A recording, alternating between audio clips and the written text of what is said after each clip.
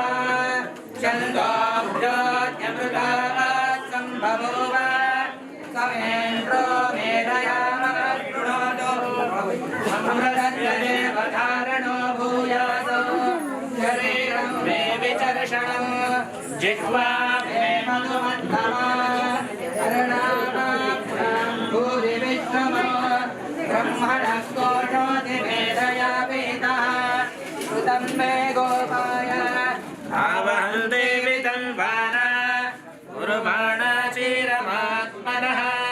वासागुं शिवमगावश्च अन्नपाने च सर्वदा ततो मे स्मयमावः रोमचां पशुभिः सह स्वाहा वामायन्तु ब्रह्मचारिणः स्वाहा विमायन्तु ब्रह्मचारिणः स्वाहा प्रमायन्तु ब्रह्मचारिणः स्वाहा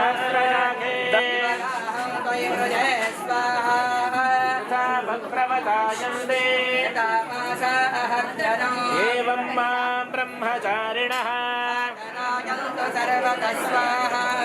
प्रतिवेशोऽसि प्रमाभाहि प्रमावध्यस्व भूर्भुवस्सु परिदिवायेतस्तिस्रो व्याहृतयः तासामहस्मैतां चतुर्थी महाशमत्यप्रवेदयते महीति तद्ब्रह्म स आत्मा अङ्गान्यन्या देवताः भोरिति वा अयं लोकः भुव इत्यन्तरिक्षं सुवरित्यसो लोकः मह इत्यादित्यः आदित्येन वाव सर्वे लोका महीयन्ते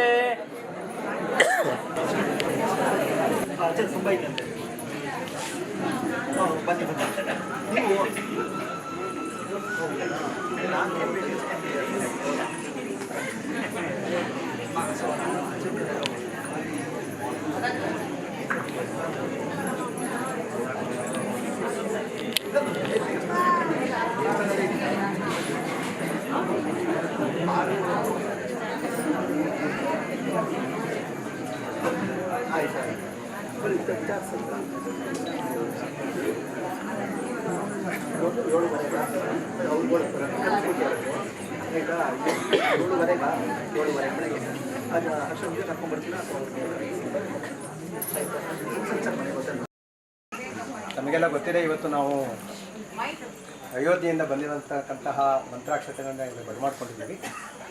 ಇದ್ರ ಬಗ್ಗೆ 4 ಮಾತಾಡೋದಕ್ಕೆ ನಮ್ಮ ಜೊತೆಗೆ ಇವತ್ತು ನಾನಾ ಶರ್ಮಾ ಅಂತ ಹೇಳಿ ದಾವಣಗೆರೆ 45 ವರ್ಷದಿಂದ ಸಂಘದ ಕಾರ್ಯಗಳಲ್ಲಿ ತೊಡಗಿಸ್ಕೊಂಡಿದ್ದಾರೆ.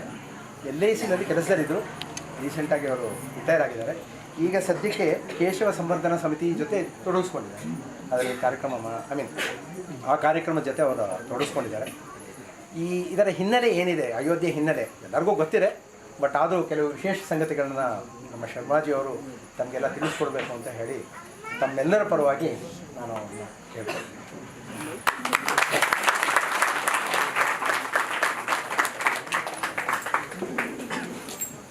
ಧಿರ್ಬಲಂ ಯಶೋಧೈರ್ಯಂ ನಿರ್ಭಯತ್ವಮರೋಹಿತಾಂ ಅಜಾಡ್ಯಂ ವಾಕ್ಪಟುತ್ವಂಚ ಹನುಮಾನ್ ಸ್ಮರಣಾನ್ ಭವೇ. ರಾಮಾಯ ರಾಮಭದ್ರಾಯ ರಾಮಚಂದ್ರಾಯ ವೇದಸೇ ರಘುನಾಥಾಯ ನಾಥಾಯ ಸೀತಾಯ ಪತಯೇ ನಮಃ. ಸತ್ಯನಾರಾಯಣಂ ದೇವಂ ವಂದೇ ಹಂಕಾಮದಂ ಪ್ರಭುಂ ಲೀಲಯಾ ವಿದಿತಂ ವಿಶ್ವಂ ಏನ ತಸ್ಮೈ ನಮೋ ನಮಃ. ಇವತ್ತು ಮಾರ್ಗಶೀರ್ಷ ಮಾಸದ ಹುಣ್ಣಿಮೆ. ಪವಿತ್ರವಾದ ತಿಂಗಳು ಮಾರ್ಗಶೀರ್ಷ ಮಾಸ. ಮಾಸಾನಾಂ ಮಾರ್ಗಶೀರ್ಷೋಹಂ ಅಂತ ಹೇಳಿ ಭಗವಾನ್ ಶ್ರೀಕೃಷ್ಣ ಪರಮಾತ್ಮ ಹೇಳಿದ್ದಾನೆ. ಹಾಗಾಗಿ ಈ ಪವಿತ್ರ ಮಾಸದಲ್ಲಿ ಅನೇಕ ಪುಣ್ಯ ಕಾರ್ಯಗಳು ನಡೆಯುವಂಥ ಸಂದರ್ಭದಲ್ಲಿ ನಾವೆಲ್ಲ ಇವತ್ತು ಭಗವಾನ್ ಶ್ರೀರಾಮಚಂದ್ರನ ಪರಮ ಪ್ರಿಯನಾಗಿರ್ತಕ್ಕಂಥ ಹನುಮಂತನ ಸನ್ನಿಧಿಯಲ್ಲಿ ಸರ್ವಕಾಮಗಳನ್ನು ಪೂರೈಸುವಂಥ ಶ್ರೀ ಸತ್ಯನಾರಾಯಣ ಸ್ವಾಮಿಯ ವ್ರತವನ್ನು ಮಾಡ್ತಾ ಎಷ್ಟೊಂದು ದಿವಸ ಪುಣ್ಯದ ಕ್ಷಣಗಳು ಸೇರಿಕೊಂಡಿದೆ ಇವತ್ತು. ಹಾಗೆಯೇ ಭಗವಾನ್ ಶ್ರೀ ದತ್ತಾತ್ರೇಯರ ಹಾಗೂ ಭಗವಾನ್ ಶ್ರೀ ಶ್ರೀಧರ ಸ್ವಾಮಿಗಳ ಜಯಂತಿ. ಎಷ್ಟೊಂದು ಒಳ್ಳೆಯ ಕಾರ್ಯಗಳು ಬಂದಾಗ ಒಂದಷ್ಟು ಸತ್ತು ಚಿಂತನೆಯನ್ನು ಮಾಡುವಂಥ ಅವಕಾಶ ನಮಗೆ ಇವತ್ತು ದೊರಕಿರೋದು ನಮ್ಮೆಲ್ಲರ ಪುಣ್ಯ, ನನ್ನ ಸೌಭಾಗ್ಯ.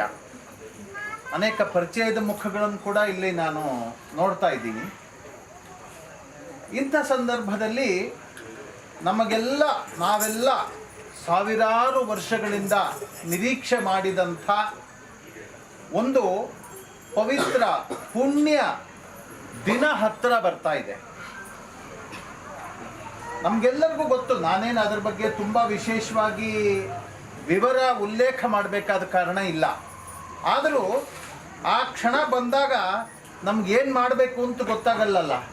ಹಾಗಾಗಿ ಏನು ಮಾಡಬೇಕು ಅಂತ ಒಂದು ಸ್ವಲ್ಪ ಯೋಚನೆ ಮಾಡ್ತಾ ಹೋಗಬೇಕಾಗತ್ತೆ ಅಷ್ಟೇ. ಆ ದಿವಸಕ್ಕೆ ಕಾಯ್ತಾ ಇದ್ದೀವಿ ನಾವು. 22ನೇ ತಾರೀಕು ಜನವರಿ ನಾವೆಲ್ಲ ಕಾಯ್ತಾ ಇದ್ದೀವಿ. ನಾವೆಲ್ಲ ನಿರೀಕ್ಷೆ ಮಾಡಿರಲ್ಲ ಅಂತಹ ದಿವಸ ನಮ್ಮ ಕಣ್ಣೆದುರಿಗೆ ಸಾಕಾರವಾಗುವಂಥ ದಿವಸ ಬರ್ತಾ ಇದೆ. ನಂಗೆ ಗೊತ್ತಿಲ್ಲ ನಿಮ್ಮಲ್ಲೂ ಯಾರಾದರೂ ಪುಣ್ಯಾತ್ಮರು ಆ ದಿವಸ ಅಲ್ಲೇ ಇರುವಂಥ ಅವಕಾಶ ನಿಮಗಿದೆಯೋ ಏನೋ ನನಗೂ ಗೊತ್ತಿಲ್ಲ. ಅಂತಹ ಒಂದು ಅದ್ಭುತವಾದ ಕಾರ್ಯವನ್ನು ನಾವೆಲ್ಲ ಎದುರುಗೊಳ್ತಾ ಇರಬೇಕಾದ್ರೆ ನಾನಾಗಲೇ ಹೇಳಿದ ಹಾಗೆ ನಮ್ಗೇನು ಮಾಡಬೇಕು ಅಂತ ತೋಚಲ್ವಲ್ಲ. ಅದಕ್ಕೋಸ್ಕರ ಏನು ಮಾಡಬೇಕು ಅಂತ ಒಂದು ಸ್ವಲ್ಪ ಸಣ್ಣ ಮಟ್ಟಿಗೆ ಯೋಚನೆ ಮಾಡಿದ್ದೀವಿ. ಹಾಗಾಗಿ ಆ ಸಂಗತಿಯನ್ನು ನಮ್ಮೆಲ್ಲರಿಗೂ ತಿಳಿಸುವಂಥ ಸ್ವಲ್ಪ ಪ್ರಯತ್ನವನ್ನು ನಾನು ಮಾಡ್ತೀನಿ. ಮತ್ತು ಇದು ಸುಮ್ಮನೆ ಬಂದಿಲ್ಲ, ಅದು ನಮಗೆ ಗೊತ್ತಿರಬೇಕು. ಏನೋ ಭಾಗ್ಯ ಬಂದ್ಬಿಡ್ತಪ್ಪ, ಇಲ್ಲ, ಇದಕ್ಕೆ ಹೋರಾಟ ನಡೆದಿದೆ. ಅದರ ಯಾವ ನಮ್ಮ ಪ್ರಭು ಶ್ರೀರಾಮಚಂದ್ರನ ಜನ್ಮಭೂಮಿಯ ಸ್ಥಾನದ ಪಾವಿತ್ರ್ಯ ಹಾಳಾಯಿತೋ, ಯಾವಾಗ ಅಲ್ಲಿ ಅನ್ಯ ಕೈವಾಡ ಶುರುವಾಯಿತೋ, ಆ ಕ್ಷಣದಿಂದ ಅನೇಕ ಮನಸ್ಸುಗಳು ನೊಂದಿವೆ, ತಹತಹಿಸಿವೆ. ಅಷ್ಟೇ ಅಲ್ಲ, ಬರೀ ನೊಂದು ತಹತಹಿಸಿ ಯೋಚನೆ ಮಾಡಿಕೊಂಡು ಕಣ್ಣೀರು ಹಾಕೊಂಡು ಕೂತ್ಕೊಳ್ಳಿಲ್ಲ, ಹೋರಾಟವನ್ನು ಮಾಡಿದ್ದಾರೆ. ಸಾವಿರಾರು ಜನ ಬೇರೆ ಬೇರೆ ಸಂದರ್ಭದಲ್ಲಿ ಅದಕ್ಕೋಸ್ಕರ ಹೋರಾಟ ಮಾಡಿದ್ದಾರೆ. ಆ ಹೋರಾಟಗಳೆಲ್ಲ ವ್ಯರ್ಥವಾಯ್ತಾ? ಈಗಲೇ ಕಾಣಿಸ್ತಾ ಇದೆಯಾ? ಇಲ್ಲ, ಆಗಾಗಲೇ ಆಯಿತು. ಅನೇಕ ಬಾರಿ ಅದರ ಪುನರುತ್ಥಾನ ಕೂಡ ಆಯಿತು, ಆದರೆ ಸಹಜವಾಗಿ ಅದರ ನಾಶ ಕೂಡ ಆಗ್ತಾ ಹೋಯಿತು. ಹಾಗಾಗಿ ಇಲ್ಲಿಯವರೆಗೆ ನಾವು ಪ್ರಭು ಶ್ರೀರಾಮಚಂದ್ರನ ಭವ್ಯವಾದ ಒಂದು ದೇಗುಲವನ್ನು ಅಲ್ಲಿ ನೋಡೋಕ್ಕೆ ನಮ್ಗೆ ಇದುವರೆಗೆ ಸಾಧ್ಯ ಆಗಿರಲಿಲ್ಲ. ಅನೇಕ ಹೋರಾಟಗಳು ನಡೀತು ಅಂತ ನಾನು ಹೇಳಿದೆ. ನಮ್ಮ ಕಣ್ಣೆದುರಿಗೆ ನಾವು ನೋಡಿದಂಥ ಕೆಲವು ಹೆಜ್ಜೆಗಳನ್ನು ಮಾತ್ರ ನಾನು ಹೇಳಬಲ್ಲೆ. ಅನೇಕ ಹೋರಾಟ ನಡೀತು, ಅನೇಕ ಬಾರಿ ರಾಣಿ ಅಹಲ್ಯಬಾಯಿ ಹೋಳ್ಕರ್ ಅವರಿಂದ ಪುನಃ ಪ್ರತಿಷ್ಠಾಪನೆ ಆಯಿತು, ಇತ್ಯಾದಿ ಎಲ್ಲ ನಾವು ಇತಿಹಾಸವನ್ನು ಕೇಳಿದ್ದೀವಿ. ಆದರೆ ನಾವೇ ಅಲ್ಲಿ ಅನೇಕ ರೀತಿಯ ಪ್ರಯತ್ನಗಳಾಗಿದ್ದನ್ನು ನೋಡಿದ್ದೀವಿ.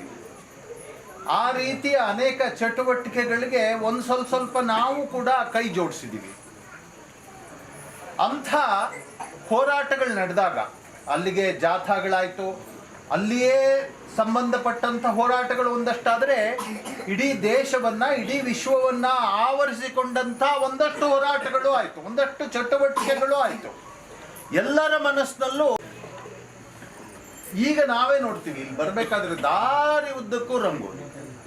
ಅದೇನು ನಮ್ಮ ಮನೆ ಒಳಗಡೆ ಅಲ್ಲ, ಕಾಂಪೌಂಡ್ ಅಲ್ಲ, ನಮ್ಮ ಹೊಸದ ಹತ್ರ ಅಲ್ಲ, ನಮ್ಮ ದೇವ್ರ ಮನೆ ಅಲ್ಲ, ರಸ್ತೆನಲ್ಲಿ ದಾರಿ ಹಾಕಿದ್ದೀವಿ, ರಂಗೋಲಿಗಳು ಹಾಕಿದ್ದೀವಿ, ಮೆರವಣಿಗೆ ಹೋಗ್ತಾ ಇದೆ.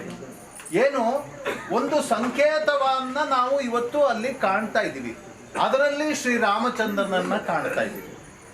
ನಾವೆಲ್ಲರೂ ಕೂಡ ಹಾಗೇನೆ ನಮ್ಮೆಲ್ಲರಲ್ಲೂ ಭಗವಂತ ಇದ್ದಾನೆ ಎನ್ನುವಂಥದ್ದನ್ನು ನಂಬಿದಂಥ ಸನಾತನ ಧರ್ಮದ ಅನುಯಾಯಿಗಳು ನಾವೆಲ್ಲ. ನಮ್ಮ ಧರ್ಮ ಯಾವಾಗಲೂ ಅದನ್ನೇ ಹೇಳಿದೆ. ರಾಮ ಕೇವಲ ಎಲ್ಲೋ ಒಂದು ಗುಡಿಯಲ್ಲಿ ಇಲ್ಲ, ರಾಮಚಂದ್ರ ನಮ್ಮೆಲ್ಲರ ಮನಸ್ಸಿನಲ್ಲಿದ್ದಾನೆ.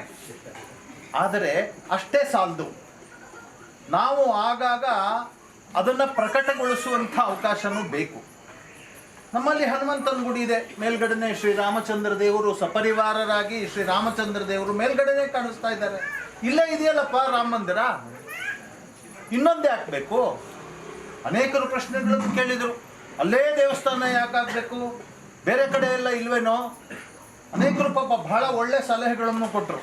ಅಯ್ಯೋ, ಅನೇಕ ದೇವಸ್ಥಾನಗಳು ಹಾಳು ಬಿದ್ದಿದ್ದೀರಿ, ಅದನ್ನು ನೀವೆಲ್ಲ ಪುನಃ ಉದ್ಧಾರ ಇದನ್ನು ಮಾಡಿ ಸರಿ ಮಾಡಿ ಆ ದೇವಸ್ಥಾನನೇ ಸರಿ ಮಾಡ್ರಿ ಸಾಕು, ಯಾಕೆ ಇನ್ನೊಂದು ದೇವಸ್ಥಾನ ಅಲ್ಲಿ ಕಟ್ಟಕ್ಕೆ ಹೋಗ್ತೀರಾ?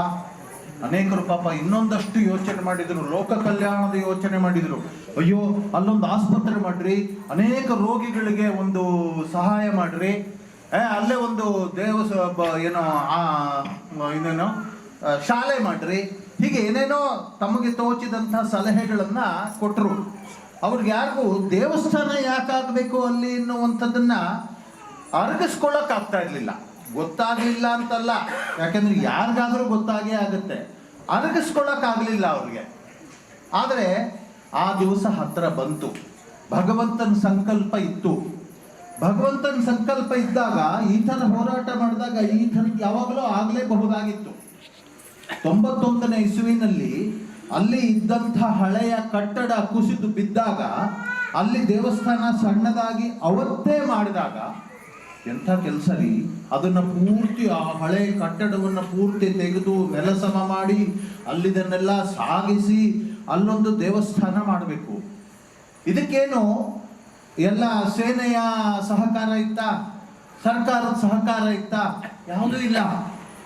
ಆದರೆ ಜನರ ಸಂಕಲ್ಪ ಮಾಡಬೇಕು ಅಂತಿತ್ತು. ಅವತ್ತೇ ಶ್ರೀರಾಮಲಲ್ಲನ ಪ್ರತಿಷ್ಠಾಪನೆ ಆಯಿತು. ಆ ದೇವಸ್ಥಾನವನ್ನು ಇದುವರೆಗೆ ನಮಗೆ ನೋಡುವಂಥ ಸೌಭಾಗ್ಯ ನಮಗೆ ಸಿಕ್ಕಿತ್ತು. ಅನೇಕರಿಗೆ ಅದಕ್ಕೂ ಮೊದಲು ಸಿಕ್ಕಿರಲಿಲ್ಲ. 1986ರಲ್ಲೇ ಅಲ್ಲಿ ಪ್ರಾರಂಭ ಮಾಡಬೇಕು, ಅಲ್ಲಿ ಪೂಜೆ ಆಗಬೇಕು ಅನ್ನೋ ವ್ಯವಸ್ಥೆ ಇದ್ದರೂ ನೋಡೋಕೆ ಸಿಕ್ಕಿರಲಿಲ್ಲ. ಆದರೆ 91ರ ನಂತರ ಸ್ವಲ್ಪ ಮಟ್ಟಿಗೆ ಅದು ಸಿಕ್ತು. ಆದರೆ ಇದು ನಾವೆಲ್ಲ ಒಪ್ಪಿದಂಥ ಸತ್ಯಕ್ಕೆ ಜಯ, ಧರ್ಮಕ್ಕೆ ಜಯ ಅಂಥೇಳಿ ನಾವೆಲ್ಲ ಮನಸ್ಸಾಗಿ ಒಪ್ಕೊಂಡಿದ್ದೀವಿ. ಅದನ್ನ ನಾವು ಕಾಯ್ತಾ ಇದ್ದೀವಿ. ಸತ್ಯವಾದ ಮಾರ್ಗದಲ್ಲಿ, ಧರ್ಮವಾದ ಮಾರ್ಗದಲ್ಲಿ, ನ್ಯಾಯವಾದ ಮಾರ್ಗದಲ್ಲಿ ಕಾನೂನಾತ್ಮಕವಾಗಿ ಹೋರಾಟ ಮಾಡಬೇಕು. ಎಷ್ಟೋ ದಿವಸಗಳಿಂದ ಇತ್ತು ನ್ಯಾಯಾಲಯದಲ್ಲಿ. ಆದರೆ ಭಗವಂತ ಶ್ರೀರಾಮಚಂದ್ರನ ಸಂಕಲ್ಪ ಇತ್ತು. ಈ ಸಂದರ್ಭದಲ್ಲಿ ಅದು ಬೆಳಕಿಗೆ ಬಂತು. ಆ ಕೋರ್ಟಿನ ಆದೇಶ ಕೂಡ ಬಂತು. ಅದಕ್ಕೆ ಹೋರಾಟ ಮಾಡಿದವ್ರು ಯಾರು, ಅದನ್ನು ವಿರೋಧ ಮಾಡಿದವ್ರು ಯಾರು, ಅದ್ರ ಬಗ್ಗೆ ನಾನು ಹೇಳಕ್ ಹೋಗಲ್ಲ. ಅದಕ್ಕೆ ಹೋರಾಟ ಮಾಡಿದಂಥವ್ರು ಒಬ್ಬರು ಪರಾಶರನ್ ಅನ್ನುವಂಥ ಒಬ್ಬ ವಕೀಲರು, 90 ವರ್ಷ ಮೇಲ್ಪಟ್ಟವರು. ಅವರು ಅಲ್ಲಿ ಆ ಹೋರಾಟದಲ್ಲಿ ವಾದಿ ಪ್ರತಿವಾದಿಗಳಲ್ಲಿ ಯಾರು ಅಂತ ಹೇಳಿದ್ರೆ ಭಗವಾನ್ ಶ್ರೀರಾಮಲಾಲಾನೇ ಒಬ್ಬ ವಾದಿ. ಅದಕ್ಕೆ ಆ ರಾಮಲಲ್ಲನ ಪ್ರತಿನಿಧಿ ಮಾಡಿದಂಥವರು ವಕೀಲರು ಪರಾಶರನ್ ಅವರು ನ್ಯಾಯಾಲಯದ ಮುಂದೆ ಅದಕ್ಕೆ ಬೇಕಾಗಿರ್ತಕ್ಕಂಥ ಎಲ್ಲ ವಾದಗಳನ್ನ, ವ್ಯವಸ್ಥೆಗಳನ್ನ, ಯಾವ ರೀತಿ ವಸ್ತು ಸ್ಥಿತಿಯನ್ನ ತಿಳಿಸಬೇಕೋ ಆ ಕೆಲಸವನ್ನ ಶ್ರದ್ಧೆಯಿಂದ ಮಾಡಿದರು. ಎಷ್ಟರ ಮಟ್ಟಿಗೆ ಅಂದ್ರೆ ಅವರು ಸೂಟು ಬೂಟು ಹಾಕೊಂಡು, ಕೋಟ್ ಹಾಕೊಂಡು, ಮೈಲಾಡ್ ಅಂತೇಳಿ ಹೋಗ್ತಾ ಇರ್ಲಿಲ್ಲ. ಅವ್ರು ನ್ಯಾಯಸ್ಥಾನಕ್ಕೆ ಹೋಗ್ಬೇಕಾದ್ರೆ ಮಡಿಯಲ್ಲಿ ಕಾಲಲ್ಲಿ ಚಪ್ಪಲಿ ಇಲ್ಲದೆ ಹೋಗಿ ನಿಂತ್ಕೊಂಡು ವಾದ ಮಾಡ್ತಾ ಇದ್ರು. ಅಲ್ಲಿಯ ನ್ಯಾಯಾಧೀಶಗಳಿಗೆಲ್ಲ ಅನ್ನಿಸ್ತು, ಅಯ್ಯೋ ಎಷ್ಟು ವಯಸ್ಸಾದವರು ಹೀಗೆ ಮಾಡ್ತಾರಲ್ಲ, ಪರವಾಗಿಲ್ಲ ನೀವು ಕೂತ್ಕೊಂಡು ವಾದ ಮಾಡಿ ಅಂದ್ರೆ, ಇಲ್ಲ ನಾನು ಶ್ರೀರಾಮಚಂದ್ರನ ಪ್ರತಿನಿಧಿ, ಶ್ರೀರಾಮಚಂದ್ರನ ಕಾರ್ಯವನ್ನ ನಾನು ಮಾಡ್ತಾ ಇದ್ದೀನಿ, ನಾನು ಹೀಗೆ ವಾದ ಮಾಡ್ತೀನಿ ಅಂತ ಹೇಳಿ ವಾದ ಮಾಡುದು. ಇದಕ್ಕೆ ಬೇಕಾಗಿರ್ಬೇಕಾದ್ರೆ ನ್ಯಾಯಾಲಯ ಅಂತ ಹೇಳಿದ ಮೇಲೆ ಸಾಕ್ಷಿ ಬೇಕು. ಸರಿಯಾದ ಸಾಕ್ಷಿಯನ್ನು ಒದಗಿಸ್ಕೊಟ್ಟವ್ರು ಯಾರು? ಆರ್ಕಿಯೋಲಾಜಿಕಲ್ ಸರ್ವೆ ಆಫ್ ಇಂಡಿಯಾದ ಸರ್ಕಾರದ ಒಂದು ವಿಭಾಗ ಏನಿದೆ ಅದರ ಪ್ರಮುಖರು ಕೊಡಬೇಕಾಗಿತ್ತು. ಅದನ್ನು ಮಾಡಿದವರು ಯಾರು? ಅವ್ರ ಹೆಸರು ನಮಗೆಲ್ಲ ಅನೇಕರಿಗೆ ಗೊತ್ತಿದೆ. ಕೆ ಮೊಹಮ್ಮದ್ ಅವರು ಆರ್ಕಿಯೋಲಾಜಿಕಲ್ ಸರ್ವೆ ಆಫ್ ಇಂಡಿಯಾದ ಪ್ರಮುಖರು. ಅವರು ಅಲ್ಲಿ ಬೇಕಾಗಿರ್ತಕ್ಕಂಥ ಸರ್ವೆ ಇತ್ಯಾದಿಗಳನ್ನ ಮಾಡಿ ಅದಕ್ಕೆ ಬೇಕಾಗಿರ್ತಕ್ಕಂಥ ಎಲ್ಲ ಪುರಾವೆಗಳನ್ನು ಒದಗಿಸ್ಕೊಟ್ರು. ಏನು ಸಾಕ್ಷಿ ಬೇಕೋ ಅದನ್ನೆಲ್ಲ ಒದಗಿಸ್ಕೊಟ್ರು. ನ್ಯಾಯಾಲಯ ಒಪ್ಪಲೇಬೇಕಾಗಿರ್ತಕ್ಕಂಥ ಅನೇಕ ಸಂಗತಿಗಳನ್ನು ಅವರು ಒದಗಿಸ್ಕೊಟ್ರು. ಅವರು ನಿನ್ನೆ ಮೊನ್ನೆ ಅಷ್ಟೇ ಒಂದು ಪತ್ರಿಕೆಯಲ್ಲಿ ಅವರ ಸಂದರ್ಶನನೂ ಬಂದಿದೆ. ಅದರಲ್ಲಿ ಅವ್ರು ಹೇಳ್ತಾರೆ, ಮೊದಲಿನಿಂದನೂ ಅವರು ಅದಕ್ಕೆ ವಿರೋಧವನ್ನು ಎದುರಿಸ್ತಾ ಬಂದರು. ಯಾಕೆಂದ್ರೆ ಇಲ್ಲಿಯ ವ್ಯವಸ್ಥೆ ಇರೋದು ಹಾಗಿದೆ. ಹಾಗಾಗಿ ಅನೇಕ ವಿರೋಧಗಳನ್ನು ಎದುರಿಸಿದ್ರು. ಅವ್ರು ಅದೇ ಹೇಳ್ತಾರೆ, ನನಗೆ ಈ ಶಕ್ತಿಯನ್ನ ಕೊಟ್ಟವನು ಸ್ವತಃ ಈ ಕೆಲಸವನ್ನ ಪ್ರಭು ಶ್ರೀ ರಾಮಚಂದ್ರನೇ ಮಾಡಿಸಿದಾನೆ ಅಂತ ಮೊಹಮ್ಮದ್ ಅವರು ಹೇಳ್ತಾರೆ. ಹಾಗಾಗಿ ಎಲ್ಲ ಸಾಕ್ಷ್ಯಗಳನ್ನು ಕೊಡಲಾಯಿತು. ನ್ಯಾಯಾಲಯದಲ್ಲಿ ಹಿಂದೆ ಎಡಬಿಡಂಗೆ ತೀರ್ಪು ಬಂದಿತ್ತು, 3 ಭಾಗ ಮಾಡಬೇಕು, ಅದು ಇದು ಎಲ್ಲವೂ ಬಂದಿತ್ತು. ಎಲ್ಲದನ್ನು ತೆಗೆದುಹಾಕಿ ಅಲ್ಲಿ ಸ್ಪಷ್ಟವಾಗಿ ಆದೇಶವನ್ನು ಕೊಟ್ಟರು ಸರ್ಕಾರಕ್ಕೆ. ನ್ಯಾಯಾಲಯದಿಂದ ಸರ್ಕಾರ ಇಲ್ಲಿ ದೇವಸ್ಥಾನವನ್ನ ಮಾಡಬೇಕು, ಶ್ರೀರಾಮಚಂದ್ರನ ಆ ಜನ್ಮಸ್ಥಾನ ಅದು ಅಂತ ಹೇಳಿ ನಿರ್ವಿವಾದವಾಗಿ, ಮತ್ತೆ ಅಲ್ಲಿ ದೇವಸ್ಥಾನ ಇತ್ತು ಅನ್ನೋದು ನಿರ್ವಿವಾದವಾಗಿ ಸಾಬೀತಾಗಿದೆ. ಅಲ್ಲಿ ಶ್ರೀರಾಮಚಂದ್ರನ ದೇವಸ್ಥಾನವನ್ನು ಮಾಡೋದಕ್ಕೆ ಟ್ರಸ್ಟ್ ಮಾಡಬೇಕು ಅಂತ ಹೇಳಿ ನ್ಯಾಯಾಲಯ ಸರ್ಕಾರಕ್ಕೆ ನಿರ್ದೇಶನ ನೀಡಿತು. ಹಾಗೆ ಅದಕ್ಕೆ ಒಂದು ಶ್ರೀರಾಮ ಜನ್ಮಭೂಮಿ ಟ್ರಸ್ಟ್ನ ಅದಕ್ಕೋಸ್ಕರನೇ ಮಾಡಿ ಅದರ ಮೂಲಕ ಕ್ರಮವಾಗಿ ಕೆಲಸಗಳನ್ನ ಕೈಗೆತ್ತಿಕೊಂಡ್ವಿ. ಕಾನೂನುಬದ್ಧವಾಗಿ, ಸಾರ್ವಜನಿಕವಾಗಿ ನಾವೆಲ್ಲ ಇದಕ್ಕೆ ಕೈ ಜೋಡಿಸಿದೀವಿ. ನಾವೆಲ್ಲ ಇದಕ್ಕೆ ದೇಣಿಗೆ ಕೊಟ್ಟಿದ್ದೀವಿ. ಸುಮಾರು 2 ವರ್ಷಗಳ ಹಿಂದೆ ನಾವು ಅದಕ್ಕೋಸ್ಕರ ಮನೆಗಳಿಗೆ ಹೋಗಿ ಕೊಡಬೇಕು ಅಂತ ಹೇಳಿದಾಗ ಎಲ್ಲರೂ ಕೂಡ ನಮ್ಮ ಕಾಣಿಕೆಯನ್ನು ಕೊಟ್ಟಿದ್ದೀವಿ. ಇಡೀ ವಿಶ್ವಾದ್ಯಂತ ಎಲ್ಲ ರಾಮ ಭಕ್ತರು ನನ್ನ ಒಂದು ಕೊಡುಗೆ ಇರಬೇಕು ಅಂತ ಹೇಳಿ ಕೊಟ್ಟಿದ್ದಾರೆ. ಈ ತರ ಕೊಡುಗೆಯನ್ನು ಹಿಂದೆ ಕೂಡ ಅಲ್ಲಿಗೆ ರಾಮ ಶಿಲಾಯಾತ್ರೆ ಅಂತ ಹೇಳಿ ಪ್ರತಿ ಗ್ರಾಮದಿಂದ ಒಂದೊಂದು ಇಟ್ಟಿಗೆಯನ್ನು ಕೊಡಬೇಕು. ಇವತ್ತಿಗೂ ಆ ಇಟ್ಟಿಗೆಗಳಿದೆ. ಆ ಇಟ್ಟಿಗೆಗಳು ಅದನ್ನ ಸಂಗ್ರಹ ಮಾಡಿ ಅಲ್ಲಿ ಆ ಒಂದು ಈ ದೇವಸ್ಥಾನದ ಕಟ್ಟಡದ ಸಂದರ್ಭದಲ್ಲಿ ಅದನ್ನು ಉಪಯೋಗಿಸ್ತಾನೂ ಇದ್ದಾರೆ. ಆಗ ಎಲ್ಲರೂ ಕೂಡ ಮನೆ ಮನೆಗೆ 1 ರೂಪಾಯಿ ಒಂದು ಅದಕ್ಕೆ ಚಂದ ಕೊಡಬೇಕು ಅಂತ ಹೇಳಿ, ಅದಕ್ಕೂ ಕೂಡ ಚಂದ ಕೊಟ್ಟಿದ್ದು ಇವತ್ತಿಗೂ ಇದೆ. ಅದೆಲ್ಲವೂ ಉಪಯೋಗಿಸ್ತಾ ನಮ್ಮೆಲ್ಲರ ಕಾಣಿಕೆ ಈ ರಾಮನ ಸಂದರ್ಭದಲ್ಲಿ ನಮಗೆ ನೆನಪು ಬರ್ತಕ್ಕಂಥ ಒಂದು ಸಣ್ಣ ಪ್ರಾಣಿ ಯಾವುದು ಗೊತ್ತಲ್ವಾ? ಅಳಿಲು. ನಮ್ಮೆಲ್ಲರ ಅಳಿಲು ಸೇವೆ. ಹೇಗೆ ರಾಮ ಸೇತುವನ್ನು ಕಟ್ಟೋದಕ್ಕೆ ಅಳಿಲು ತನ್ನ 4 ಕಣಗಳನ್ನ ಅದಕ್ಕೆ ದಾನ ಮಾಡಿ ನಾನೂ ರಾಮನ ಕಾರ್ಯ ಮಾಡಿದ್ದೆ ಅಂತ ಹೇಳಿ ಸಮಾಧಾನ ಆಗಿತ್ತೋ, ಆ ರೀತಿಯ ಅಳಿಲು ಸೇವೆ ನಮ್ಮೆಲ್ಲರಿಂದ ಸಂದಿದೆ. ಅದರಿಂದಾಗಿ ಇವತ್ತು ಭವ್ಯವಾಗಿರ್ತಕ್ಕಂಥ ಮಂದಿರ ಅಲ್ಲಿ ಆಗ್ತಾ ಇದೆ. ಅನೇಕ ಹಂತಗಳಿದೆ, ಒಂದೇ ಸತ್ತಿಗೆ ಅದೆಲ್ಲ ಏನೋ ಆಗ್ಬಿಡೋದಿಲ್ಲ. ಹಾಗಾಗಿ ಹಂತ ಹಂತವಾಗಿ ನಡೀತಾ ಇದೆ.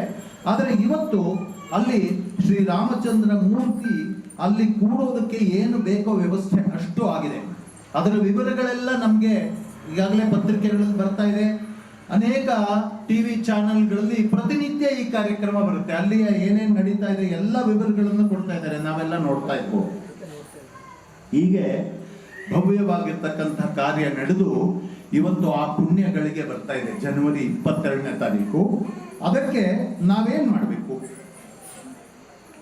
ಮತ್ತೆ ನಮಗೆಲ್ಲ ಹೇಗೆ ಸಂಬಂಧ ಆಗುತ್ತೆ ಅದು ಅಂತ ಹೇಳಿದ್ರೆ, ಇವತ್ತಿನ ಕಾರ್ಯಕ್ರಮ ಏನಿದೆ, ಇವತ್ತು ಅಲ್ಲಿಂದ ಬಂದಿರತಕ್ಕಂಥ ಇದೆಲ್ಲ ಟ್ರಸ್ಟ್ನವರು ಯೋಚನೆ ಮಾಡಿದ್ರು.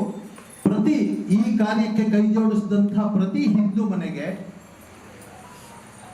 ಆಹ್ವಾನ ಹೋಗ್ಬೇಕು, ಶ್ರೀರಾಮಚಂದ್ರನ ಪ್ರಸಾದ ಸಿಗ್ಬೇಕು. ಅದಕ್ಕೋಸ್ಕರ ದಿವ್ಯ ಪವಿತ್ರ ಮಂತ್ರಾಕ್ಷತೆಯ ಮೂಲಕ, ಅಂದ್ರೆ ಯಾವುದೇ ಕೆಲಸಕ್ಕಾದ್ರೂ ಏನ್ ನಿಂಗೆ ಅಕ್ಷತೆ ಕೊಟ್ಟು ಕರಿಬೇಕಾ ಅಂತ ಹೇಳ್ತಾರಲ್ಲ, ಹಾಗೆ ಅಕ್ಷತೆ ಕೊಟ್ಟು ನಮ್ಮನ್ನೆಲ್ಲರನ್ನು ಕರೆಯುವಂತ ವ್ಯವಸ್ಥೆ ಮಾಡಿದ್ದಾರೆ. ಈಗ ಸುಮಾರು 1 ತಿಂಗಳ ಹಿಂದೆ ಪೂಜ್ಯ ಪೇಜಾವರ ಶ್ರೀಗಳು, ಅವರು ಈ ಶ್ರೀ ರಾಮ ಜನ್ಮಭೂಮಿ ಟ್ರಸ್ಟಿನ ಅಧ್ಯಕ್ಷರು ಕೂಡ ಹೌದು, ಅವರ ಕೈಯಿಂದ ಎಲ್ಲ ಕಡೆಗೂ ದಿವ್ಯ ಮಂತ್ರಾಕ್ಷತೆಯನ್ನು ತಲುಪಿಸುವಂತಹ ವ್ಯವಸ್ಥೆಯ ಭಾಗವಾಗಿ ಒಂದೊಂದಷ್ಟು ಅಕ್ಷತೆಗಳನ್ನ ಕೊಡಲಾಗಿದೆ. ಅದು ಅಕ್ಷಯ ಆಗಬೇಕು ಅಂತ ಹೇಳಿ ನಮ್ಮೆಲ್ಲರ ಕೊಡುಗೆ ಅದಕ್ಕೆ. ಹಾಗೆ ಅದು ಪ್ರಾಂತಗಳಿಗೆ ಬಂತು, ಪ್ರಾಂತದಿಂದ ಜಿಲ್ಲಾ ಕೇಂದ್ರಗಳಿಗೆ ಬಂತು, ಜಿಲ್ಲಾ ಕೇಂದ್ರದಿಂದ ತಾಲೂಕು ಕೇಂದ್ರಗಳಿಗೆ ಬಂತು, ತಾಲೂಕು ಕೇಂದ್ರದಿಂದ ಪ್ರತಿ ಗ್ರಾಮಕ್ಕೆ ಬಂತು, ಆ ಪ್ರತಿ ಗ್ರಾಮದಿಂದ ಪ್ರತಿ ವಸತಿಗೂ ಬಂದಿದೆ. ಬೆಂಗಳೂರಿನಲ್ಲೂ ಹಾಗೇನೆ 14 ಈ ರೀತಿಯ ಜಿಲ್ಲಾ ಕೇಂದ್ರಗಳು, ಭಾಗಗಳು ಅಂತ ಹೇಳಿ ಇದೆ. 101 ನಗರಗಳು, ತಾಲೂಕು ಮಟ್ಟ ಅಂತ ಹೇಳಿದ್ರೆ ನಗರಗಳು, ನಗರ ಮಟ್ಟಕ್ಕೆ ಅದನ್ನ ಕೊಡಲಾಗಿದೆ. ಅದನ್ನ ಈಗ ನಾವಿಲ್ಲಿಗೆ ಬರ್ಮಾಡ್ಕೊಳ್ತಾ ಇದ್ದೀವಿ. ನಮಗೆ ಪ್ರಸಾದ ಅಕ್ಷತೆ ಸಿಕ್ಕಿದೆ, ಆ ಸಿಕ್ಕಿದಾಗ ಕಣ್ಣು ಕೊತ್ಕೊಂಡು ಧನ್ಯರಾದ್ವಿ ಅನ್ನೋದಷ್ಟೇ ಭಾವನೆ ಅಲ್ಲ, ಆ ಪ್ರಸಾದವನ್ನು ಎದುರುಗೊಳ್ಳುವಂತಹ ಕಾರ್ಯಕ್ರಮ ಕೂಡ ನಡೀತಾ ಇದೆ. ಅದು ಇವತ್ತಿಲ್ಲಿ ನಡೀತಾ ಇದೆ. ಇದೇ ರೀತಿ ಎಲ್ಲ ಕಡೆಗಳಲ್ಲಿ ಭವ್ಯವಾಗಿ ವಿಜೃಂಭಣೆಯಿಂದ ಜನರೆಲ್ಲರೂ ನಮ್ಮದೇ ಕೆಲಸ ಇದು ಅಂತ ಹೇಳಿ ಅಂದ್ಕೊಂಡು ಆ ದಿವ್ಯ ಪವಿತ್ರ ಮಂತ್ರಾಕ್ಷತೆಯನ್ನು ಸ್ವೀಕರಿಸಿದ್ದಾರೆ. ನಾವು ಕೂಡ ಇವತ್ತದನ್ನ ಇಲ್ಲಿ ನಮ್ಮ ವಸತಿ ಉಪವಸತಿಗಳಿಗೋಸ್ಕರ ಸ್ವೀಕರಿಸ್ತೀವಿ. ಅದನ್ನ ಪುನಃ ಎಲ್ಲ ಮನೆಗಳಿಗೂ ತಲುಪಿಸ್ಬೇಕಲ್ಲ, ಅದಕ್ಕೋಸ್ಕರ ಸಣ್ಣ ಸಣ್ಣ ಪೊಟ್ಟಣಗಳನ್ನ ಮಾಡಬೇಕಾಗಿದೆ. ಆ ಕಾರ್ಯವನ್ನು ಮಾಡಬೇಕು. ಆ ಕಾರ್ಯವನ್ನು ಮಾಡಿದ ನಂತರ ಅದನ್ನು ಒಟ್ಟಾಗಿ ಜನವರಿ 1ನೇ ತಾರೀಕಿನಿಂದ 15ನೇ ತಾರೀಕುವರೆಗೆ 15 ದಿವಸಗಳ ಕಾಲದಲ್ಲಿ ಅದನ್ನ ಎಲ್ಲ ಮನೆಗಳಿಗೆ ಪ್ರಭು ಶ್ರೀರಾಮಚಂದ್ರನ ಭಾವಚಿತ್ರ ಹಾಗೂ ಈ ಕಾರ್ಯಕ್ರಮಕ್ಕೆ ಆಹ್ವಾನ, ಅಕ್ಷತೆ ಇಷ್ಟನ್ನು ಮನೆಗಳಿಗೆ ತಲುಪಿಸುವಂತಹ ವ್ಯವಸ್ಥೆಯನ್ನ ಶ್ರೀರಾಮ ಜನ್ಮಭೂಮಿ ಟ್ರಸ್ಟ್ನವರು ವ್ಯವಸ್ಥೆಯನ್ನ ಮಾಡಿದ್ದಾರೆ. ಇದನ್ನೆಲ್ಲ ಪೂರ್ತಿ ವ್ಯವಸ್ಥೆಯನ್ನ ಮಾಡ್ತಾ ಇರುವಂಥದ್ದು ಕೇವಲ ಒಂದೇ ಸಂಸ್ಥೆ, ರಾಮ ಜನ್ಮಭೂಮಿ ಟ್ರಸ್ಟ್. ಈ ಸಂದರ್ಭದಲ್ಲಿ ನಾವು ಯಾವುದೇ ಚಂದಾವನ್ನಾಗ್ಲಿ ಹಣವನ್ನಾಗ್ಲಿ ಸ್ವೀಕರಿಸ್ತಾ ಇಲ್ಲ. ಯಾಕೆಂದ್ರೆ ಇದಕ್ಕೆ ಯೋಜನೆ ಮಾಡಿದಾಗ ಪ್ರಭು ಶ್ರೀರಾಮಚಂದ್ರನ ಸಂಕಲ್ಪದಂತೆ ಅದಕ್ಕೆ ಏನ್ ಬೇಕೋ ಅಷ್ಟು ಎಲ್ಲ ಹಣ ಸಂಗ್ರಹ ಆಗಿದೆ. ಅದರಿಂದಾಗಿ ಇವತ್ತು ಕೆಲಸ ಕೂಡ ಆಗ್ತಾ ಇದೆ. ನಾವೆಲ್ಲ ಒಂದು 10-20 ವರ್ಷದ ಹಿಂದೆ ಅಯೋಧ್ಯೆಯನ್ನು ನೋಡಿದ್ವಿ.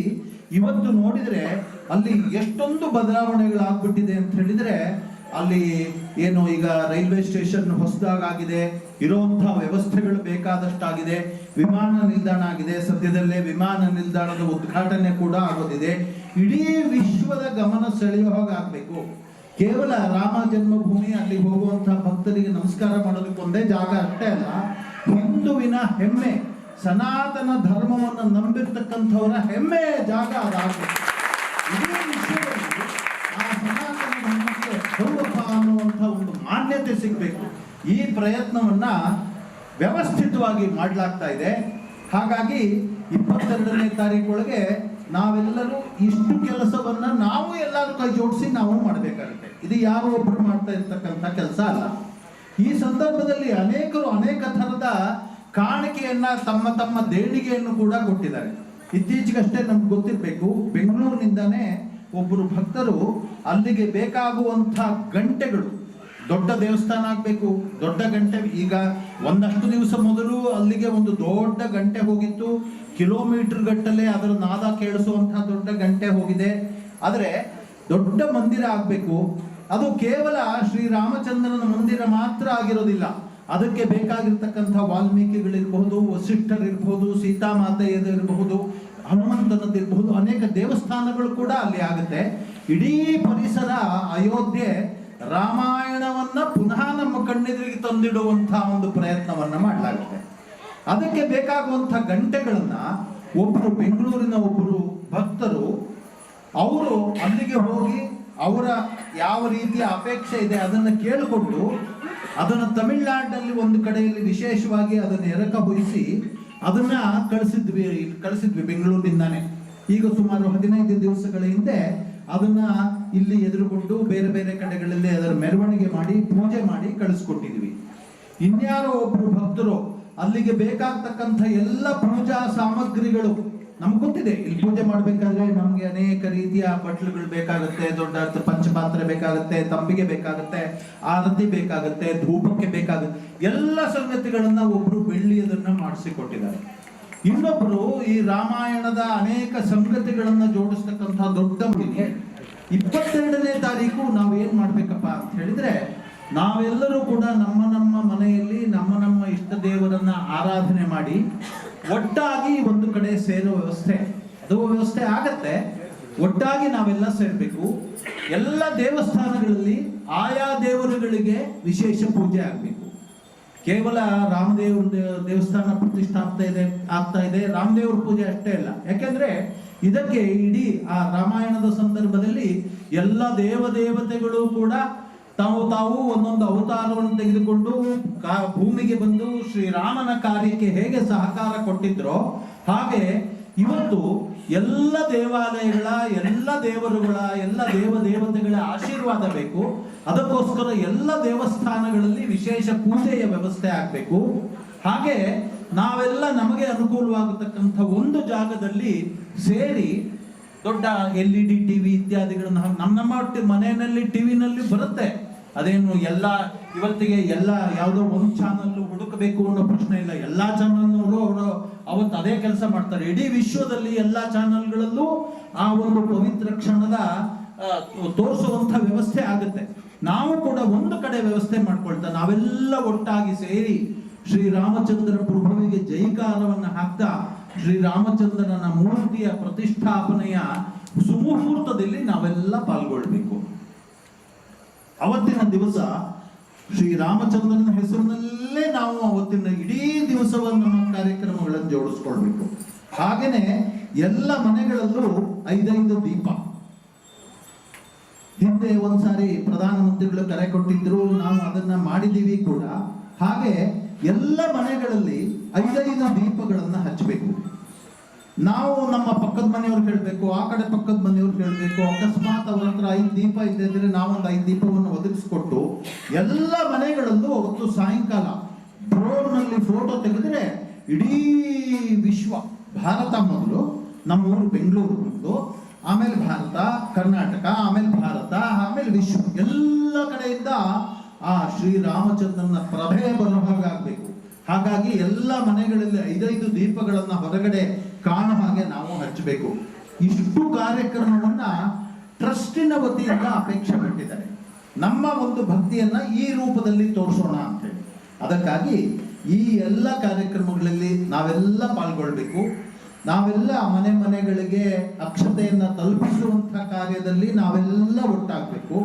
ಯಾರೋ ಕಾರ್ಯಕರ್ತರು ಮಾಡ್ತಾರೆ, ಯಾರೋ ವಿಶ್ವ ಹಿಂದೂ ಪರಿಷತ್ನವ್ರು ಮಾಡ್ತಾರೆ, ಯಾರೋ ರಾಮ ಜನ್ಮಭೂಮಿಯ ಟ್ರಸ್ಟ್ನವ್ರು ಮಾಡ್ತಾರೆ, ಯಾರೋ ಸಂಘದ ಕಾರ್ಯಕರ್ತರು ದರ್ಶನ ಮಾಡ್ತಾರೆ. ಅಲ್ಲ, ನಾವೆಲ್ಲರೂ ಮಾಡೋ ಹಾಗಾಗಬೇಕು, ನಮ್ಮೆಲ್ಲರ ಕೈ ಜೋಡಿಸೋ ಹಾಗಾಗಬೇಕು.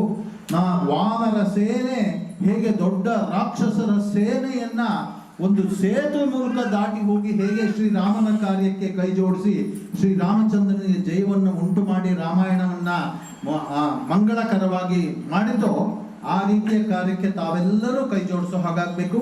ಅದಕ್ಕೆ ಸತ್ಯನಾರಾಯಣ ಸ್ವಾಮಿಯ ವ್ರತದ ಕಥೆಯನ್ನ ಕೇಳೋರಿದ್ದೇವೆ, ಸತ್ಯನಾರಾಯಣ ಸ್ವಾಮಿಯ ಪ್ರಸಾದವನ್ನು ಸ್ವೀಕರಿಸೋರಿದ್ದೀವಿ.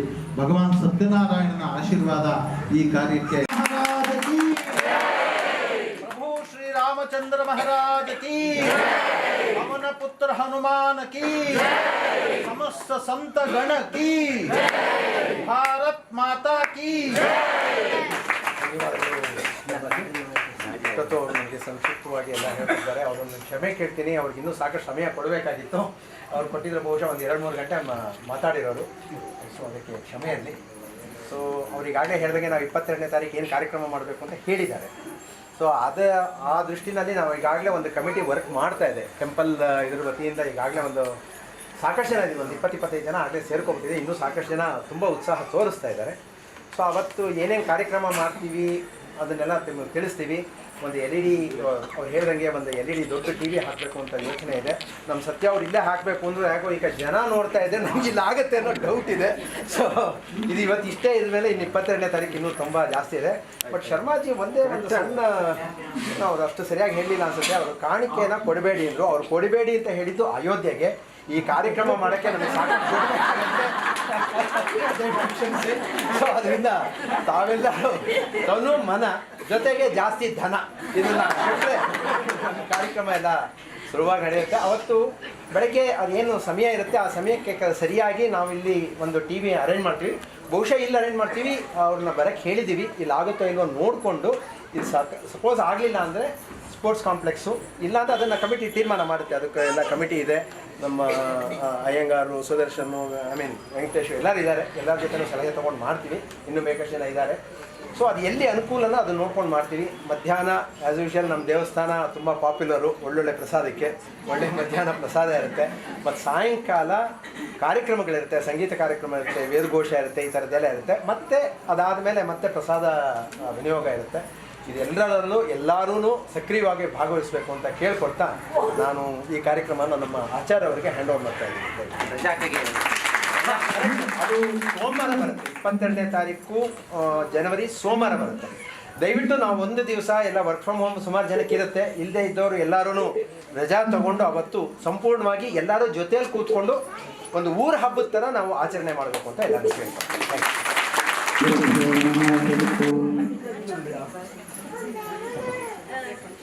ಸಮಯವಾಗಿದೆ. ಹಾಗಾಗಿ ಇನ್ನೊಂದು ಶ್ಲೋಕ ಹೇಳಿಬಿಟ್ಟು ರತ್ನಾಕರೆಯ ಸಾರವನ್ನು ಹೇಳ್ತೇನೆ. ಸತ್ಯನಾರಾಯಣ ವಿಷ್ಣು ವಾಚಿತಾರ್ಥಕಲ್ಪನಃ ತಸ್ಯ ಪೂಜನಂ ವಿಪ್ರ ಪುರುಷೋತ್ತಮಂ ಶ್ರೀ ಗುರುಭ್ಯೋ ನಮಃ. ಹರಿ ಓಂ. ನಾನು ಗುರು